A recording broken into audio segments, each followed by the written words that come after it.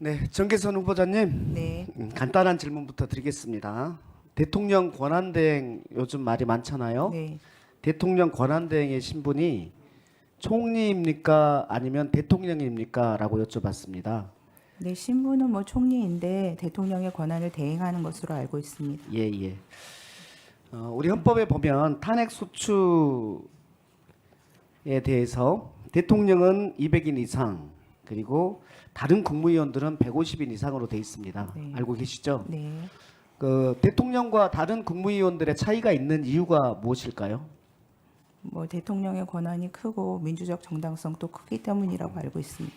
핵심적으로는 민주적 정당성의 크기이겠죠. 네, 그러면 이 부분과 관련해서 지금 그럴 일이 없었으면 좋겠는데 지금 언론에서 계속 나오고 있습니다. 대통령 권한대행과 관련해서 만약에 탄핵을 한다면 200명이냐, 200명의 그 표를 얻어야 되냐, 150명이 얻어야 되냐와 관련해서 헌법적으로는 어떻게 생각하십니까? 저도 그런 기사를 보았습니다. 근데 그 저희 헌정사에서 마주한 바 없는 문제이기 때문에 아마 학계에서는 아직 그 학설이 정립된 바는 없는 것으로 알고 있습니다. 그래서 제가 느끼기에는 그 어떤 정치적 입장에 따라서 200명이다 아니면 150명이다 이렇게 말씀하시는 것으로 알고 있는데 저도 처음 겪는 문제고 연구가 부족해가지고 어느 부분이 맞을지 잘 알지는 못하겠습니다. 게다가 만약에 그런 일이 없었으면 좋겠지만 그렇게 된다면은 이후에 또 제가 청문회를 거쳐서 헌법재판관이 된다면은 또 마주하게 될 쟁점이 아닐까 싶어서 그 부분에서도 제가 섣부른 생각을 말씀드리기가 조금 어렵습니다. 네, 조심스러운 상황에 대해서 이해하고요. 다만 민주적 정당성의 크기 때문에 소추 요건이 다르다는 지점과 그다음에 총리의 신분이지만 대통령의 업무를 대행할 뿐이다라는 부분은 그대로 받아들이겠습니다. 네, 네, 우리 정기순 후보자님 김학의 검사장 사건 아시죠? 압니다. 네, 별장 성접대 사건, 뇌물죄 사건의 1심 재판장을 하셨어요. 네, 그 결과는 알고 계시죠? 알고 있습니다. 네, 예.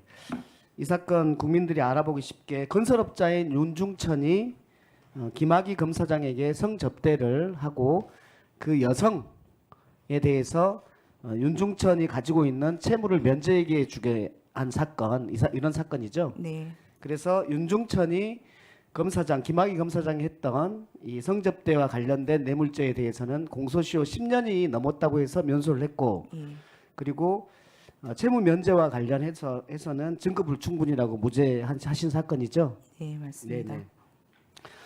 이 사건이 언제적 사건인지 아십니까? 이게 13년 네, 사건입니다. 2013년에 있었던 사건인데 재판하셨던 때는 언제입니까? 2019년이나 네, 2019년이죠. 그래서 2013년에 이 사건에 대해서 검찰에서 두 번이나 무혐의를 했었던 사건이고 2019년에야 기소됐었던 사건입니다. 그러니까 성접대가 있었던 이후부터 10년이 지나서야 사건은 밝혀졌는데 10년이 지나서야 기소된 사건이고 결국 10년이 넘었다는 이유 때문에 면소 판결을 받은 사건이에요. 그 사건과 관련해서는. 여기에 대해서 윤중천 재판부는 면소 판결을 하면서 이렇게 말을 합니다. 2013년에 검찰이 적절히 공소권을 행사했다면 윤 씨는 뇌물공여죄로 법정에 섰을 것이다. 이렇게 하면서 면소 판결을 해요.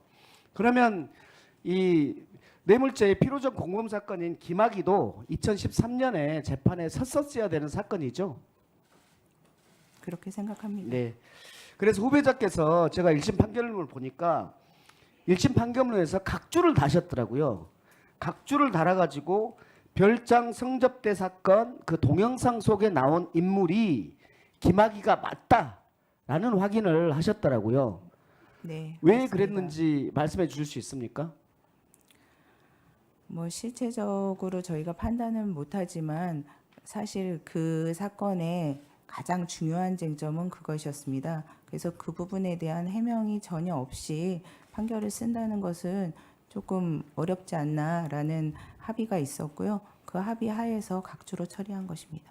가장 중요한 부분에 대해서는 확인을 하셨다라는 말씀이고 그러면 저는 영상 속 인물이 김학이라는 것을 판결문에 적시하시면서 이것을 검찰이 2번이나 무혐의한 그래서 10년이 지나서야 기소를 한 그래서 공소시효로 면소 판결을 한 검찰에 대한 비판이 우회적이라고 있다고 보는데 어떻습니까? 그 사건을 하면서 검찰이 그 당시에 왜 그랬는지는 뭐 제가 알 수는 없습니다만 그 당시에 재판이 그 수사가 좀 제대로 이루어졌었으면 다른 결론이 나지 않았을까 하는 그 아쉬움을 담았던 것 같습니다. 네. 그런데 이 사건이 도중에 어떻게 흘러갔냐면요. 김학의를 2번이나 봐준 검찰은 어떤 책임도 지지 않았습니다. 이분들 최초 수사했던 검사들도 불기소 특수 직무유기에 대해서 불기소가 됐고요. 오히려 출국에서 도피하려는 김학의를 막으려고 했던 사람들이 기소됐던 굉장히 웃긴 사건이 됐었는데 알고 계시죠? 알고 있습니다. 네, 그분들 무죄 받은 거 알고 계시죠? 알고 있습니다.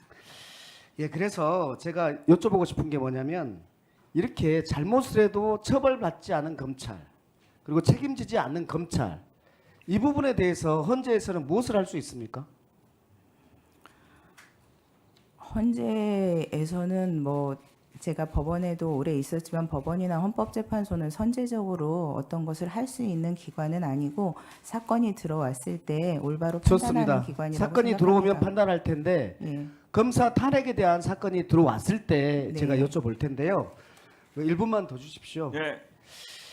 그 최근에 서울시 공무원 간첩 조작 사건 유우성 사건 알죠? 알고 이 있습니다. 사건과 관련해서 모 검사가 대법원에서 공소권 남용이다라는 판결문에 적시된 내용이 있었습니다. 네. 대법원이 공소권 남용했다 검사가. 그런데 헌재에서 어떻게 판결을 했냐면 재판관 3인은 어떤 위법성도 없는 완전히 정당한 행위다라고 3명은 판단했고 2명은 위법하긴 한데 파면할 정도로 중대한 것은 아니다라고 해서 5명이 기각 의견을 내서 기각됐습니다. 어떻게 생각하십니까? 제가 그 사건 결정문을 보기는 했는데 좀 지나서 정확하게 기억은 없습니다. 다만 그 얼마 지나지 않은 헌법재판소 결정에 대해서 제 의견을 말씀드리는 게 좀 적절치 않을 것 재판 같습니다. 과정에서 대법원의 결정이 있었는데 헌재에서 이렇게 판단한 것에 대해서 유감이고 제가 보기에는 헌재가 헌법질서 수호, 국민 기본권 보호를 위해서 적극적이고 과감한 결단을 해야 되는데 매우 아쉬운 판결이었다라고 봅니다. 아까 이 사건을 쭉 보셨다시피 그리고 후보자께서 이 사건을 해왔던 경험에 비춰봤을 때 이 사건에서의 문제점이 그렇게 드러나지 않습니까? 10년이 지나서야 기소가 됐고 그 전에 판사님들은 그 전에 기소됐었다라면 이 부분에 대해서는 법정에 섰을 것이다 라고 그리고 그 동영상 속의 인물이 김학이다라는 것까지 각주에까지 설치할 정도로 그렇게 하셨는데 그럼에도 불구하고 그 검사들은 아무런 처벌을 받지 않고 이런 상태 이것이 권력 분립의 원칙이라든지 헌법 수호의 원리에서 맞는지에 대해서 저는 말씀드리는 거고 이것과 관련해서 만약 후보자가 되신다면 좀 과감한 결단이 필요하다 생각하는데 어떻게 말씀드려도 될까요? 네, 말씀하세요. 네. 뭐 그 사건이 들어온다면 잘 검토해서 고민해 보겠습니다. 고민할 가치가 있는 문제라고 생각합니다.